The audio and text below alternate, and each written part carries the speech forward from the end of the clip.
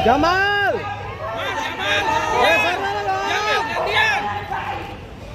Mana sih Hastonya? Itu tuh, kiri masuk tuh. Masuk. Pak, buka Pak. Woi. Pak, geser dikit Pak. Pak. Paso. Halo Pak, Pak Hasto. Pak Hasto. Paso dada dulu Paso. Dada dulu Pak Hasto. Pak Hasto dada.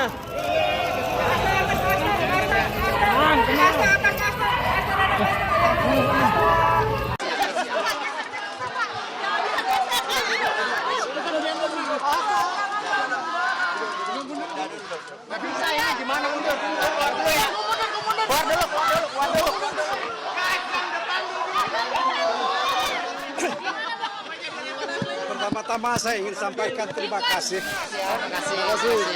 Terima kasih. Kalau ini nanti ada tersangka KPK, bisa menggugat penetapan tersangkanya tidak sah karena apa? Ditetapkan oleh KPK yang pimpinannya dipilih secara tidak sah. Assalamualaikum warahmatullahi wabarakatuh. Apa kabar Sahabat Henrys? Semoga Sahabat Henrys dimanapun berada tetap sehat, tetap semangat. Seperti biasa Sahabat Henrys, welcome back to my YouTube channel Henrys Media. Oke, ini lagi rame banget nih. Hari ini Hasto resmi diperiksa oleh KPK.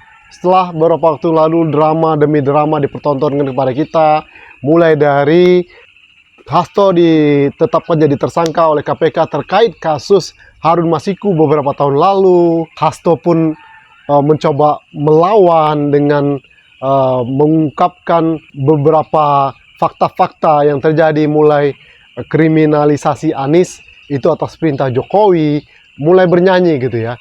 Belum lagi Hasto katanya punya dokumen-dokumen penting yang dikirim ke Rusia dan sudah dinotariskan oleh KONI di Rusia, dan itu suatu saat akan dibongkar dan dibuka ke publik gitu loh. Nah, setelah itu KPK pun merilis bukti-bukti keterlibatan Hasto dalam kasus Harun Masiku. Nah, tidak lama kemudian rumah Hasto pun digeledah oleh KPK. Digeledah oleh KPK ini juga timbul pertanyaan publik, ini ada drama apa lagi gitu ya. Dan jelang Hasto diperiksa oleh KPK hari ini, kemarin Hasto sempat joget-joget dengan ada semacam kayak mirip dengan logo KPK gitu ya. Nah, ada apa ini sebenarnya kan? Nah, apakah ini Hasto melawan? Dan tentu jadi pertanyaan publik gitu ya. Sudah ada bukti dan rumahnya digeledah, sekarang diperiksa 3,5 jam, tapi KPK tidak menahan Hasto. Kenapa? Why? Ya, apakah KPK tidak punya nyali untuk menahan Hasto atau ada hal lainnya gitu ya? Ya. Nah, yuk Sahabat Henrys kita coba analisa penyebab kenapa Hasto tidak ditahan. Kan ini jadi kayak pilih kasih gitu ya, tebang pilih gitu ya. Sedangkan Hasto punya bukti, ya rumahnya udah digeledah tapi tidak ditahan. Sedangkan Tom Lembong belum ada bukti yang ditemukan ya, tiba-tiba ditahan, sampai sekarang ditahan, kemudian sidang peradilan ditolak. Dan apakah Tom Lembong itu tidak kuat, sedangkan Hasto ini lawan yang kuat? Dan kan jelas itu tampak politisasi. Begitu juga dengan Hasto ini ya. Pasca Jokowi kemarin resmi dipecat oleh PDIP, tiba-tiba Hasto dijadikan tersangka oleh KPK. Nah, kalau kita flashback ke belakang Sahabat Henrys, ternyata ketua KPK yang terpilih saat ini itu pernah dipermasalahkan oleh Bunyaimin lewat Maki, dan karena disinyalir ketua KPK dan ketua pengawas KPK itu tidak sah karena direkomendasikan, atau lebih tepatnya orangnya mantan presiden. Logikanya kan ini kan pemerintah Prabowo, tapi kok ketua KPK-nya dipilih oleh mantan presiden. Nah, itu kan jadi pertanyaan besar. Dan Maki pun melakukan uji materi Undang-Undang Nomor 30 Tahun 2002 ke MK. Permohonan uji materi tentang sah tidaknya pansel yang dibentuk Pak Jokowi. Karena menurut versi saya yang berwenang dan berhak dan sah itu hanya bentukan Pak Prabowo Subianto. Karena dalam putusan Mahkamah Konstitusi nomor 112 itu dalam pertimbangannya disebutkan bahwa presiden itu hanya boleh sekali menyeleksi pimpinan KPK, dan ditulis juga di situ Pak Jokowi sudah melakukan tahun 2019. Maka saya mau nggak mau ya datang ke Mahkamah Konstitusi untuk memastikan siapa sih yang berwenang membentuk dan menyerahkan pada DPR. Jangan sampai ini Pak Prabowo nanti malah tidak pernah memilih pimpinan KPK. Kalau ini nanti ada tersangka KPK bisa menggugat penetapan tersangkanya tidak sah. Karena apa? Ditetapkan oleh KPK yang pimpinannya dipilih secara tidak sah, karena dibentuk pansel dan diserahkan kepada DPR oleh Presiden Jokowi. Khawatirnya nanti kalau ada tersangka mengajukan gugatan pra peradilan dengan alasan pimpinannya tidak sah karena tidak dipilih oleh Presiden dan DPR yang sah dan dikabulkan oleh hakim, kan malah yang hancur kan pemberantasan korupsi. Disitulah bentuk pembelaan saya kepada KPK.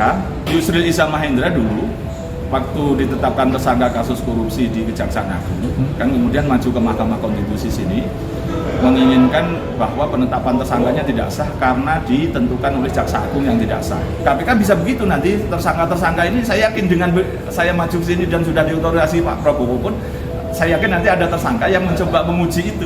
Wah, penetapan tersangka saya tidak sah. Kenapa? Oleh KPK yang pimpinannya tidak sah. Tidak sahnya bagaimana? Karena panselnya dibentuk Pak Jokowi dan diserahkan ke DPR periode yang juga sebelum 2024. Sayangnya, uji materi tersebut ditolak oleh MK dengan berbagai macam alasan-alasan gitu ya. Apa karena ada faktor Paman Usman di sana? Oh ya, kabar terbarunya Paman Usman terjatuh dan sakit dan dirawat di rumah sakit. Secara logikanya kan kalau pemerintahan Prabowo ya otomatis kan dipilih oleh Prabowo, diajukan oleh DPR ke DPR dan ada proper test gitu ya. Tapi kenapa kok ini KPK-nya malah dari mantan presiden? Nah, itu kan terus menjadi pertanyaan publik, kok bisa gitu loh. Kok bisa? Ya nggak? Nah, kalau kita perhatikan ini lawan yang sepadan Hasto sekarang ya. Hasto ini kenapa tidak ditahan setelah diperiksa 3,5 jam? Apakah Hasto punya bukti-bukti, dokumen-dokumen, dan kekuatan politik yang luar biasa sehingga Hasto berani melawan dan KPK tidak punya nyali untuk menahan Hasto? Sementara Tom Lembong tidak punya bukti, rumahnya tidak digeledah, tiba-tiba ditahan, dijadikan tersangka, pra peradilannya pun ditolak. Nah, ya kita lihat sahabat Hendris ya, bagaimana ke depannya. Dan ini mungkin baru permulaan, karena ini makin panas guys ya. Apalagi kemarin kan ada nominasi OC-RBC itu ya, yang menempatkan Jokowi salah satu nominasinya, sehingga Jokowi pun tampak kesal dan marah di situ ya. Dan ini dipertunjukkan dengan ditahannya Hasto mungkin ya kan, karena apalagi pasca dipecat kan kelihatan banget gitu ya, kelihatan banget ini politik balas dendam ya. Dan memang ini mungkin adalah salah satu doanya Pak Anies Baswedan yang terkabul karena permintaan Pak Anies Baswedan kan, waktu itu pernah doanya kan, apakah ini, dan akhirnya kan berseteru ya, membongkar aib satu sama lain. Dan ini tentu Pak Anies Baswedan akan memanfaatkan momen ini, karena kabarnya kan Pak Anies Baswedan akan segera mengumumkan ormas yang akan dibentuk. Tapi mungkin dia melihat situasi, jangan sekarang dulu karena ini masih ramai. Kalau keluarkan ormas itu nanti di launching, maka ini akan tertutup ini ya. Ini kan akhirnya mulai buka-bukaan semua ya. Apalagi perlawanan PDIP ini makin kencang dan makin kuat nih guys ya, ke depannya melawan mungkin mantan kadernya atau bagaimana. Oke, nanti kita tunggu bagaimana sepak terjang Hasto ke depannya.